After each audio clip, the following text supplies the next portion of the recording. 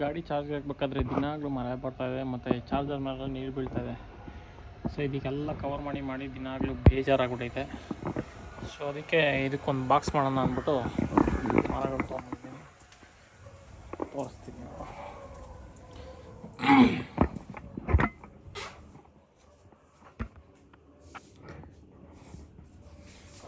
So ಈ ಪೀಸ್ಗಳಿಂದ ಇವಾಗ ಬಾಕ್ಸ್ನ ready ಮಾಡೋಣ, ಬನ್ನಿ ತೋರಿಸ್ತೀನಿ ಯಾವ ಥರ ಮಾಡೋದು ಅಂತ.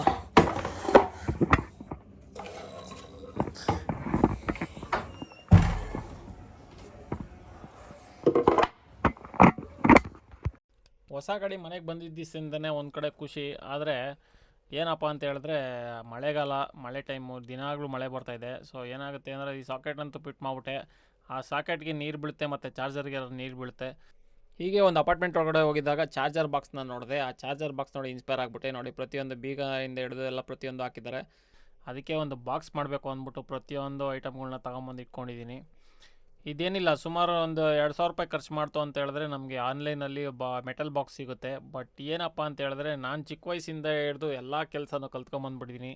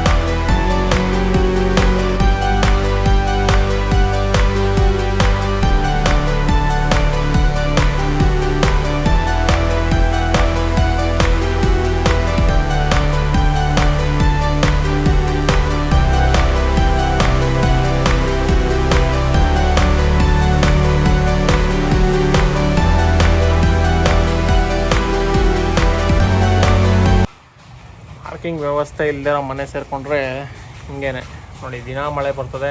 ಇ ವಿ ಗಾಡಿ ಕತೆ ಗೋಳಂತೂ ದಿನ ಆಗಲಿ ಥರ ಕವರ್ ಮುಚ್ಚಿ ಮಡಗಬೇಕು. ಸ್ವಲ್ಪ ಅಮಾರಿ ನೀರು ಬಿದ್ದರೆ ಚಾರ್ಜರ್ ಕತೆ ಗೋವಿಂದ, ಗಾಡಿ ಕತೆ ಗೋವಿಂದ. ಸೊ ಅದಕ್ಕೆ ಕಷ್ಟಪಟ್ಟು ಈ ಬಾಕ್ಸ್ನ ರೆಡಿ ಮಾಡಿದ್ದೀನಿ. ಫಿಟ್ ಮಾಡಿಬಿಡೋಣ, ಯಾವ ಥರ ಬರುತ್ತೆ ಅಂತ ನೋಡೋಣ. ಫಿಟ್ಟಿಂಗ್ ಆದಮೇಲೆ ತೋರಿಸ್ತೀನಿ ನಿಮ್ಗೆ ಯಾವ ಥರ ಇರುತ್ತೆ ಅಂತ.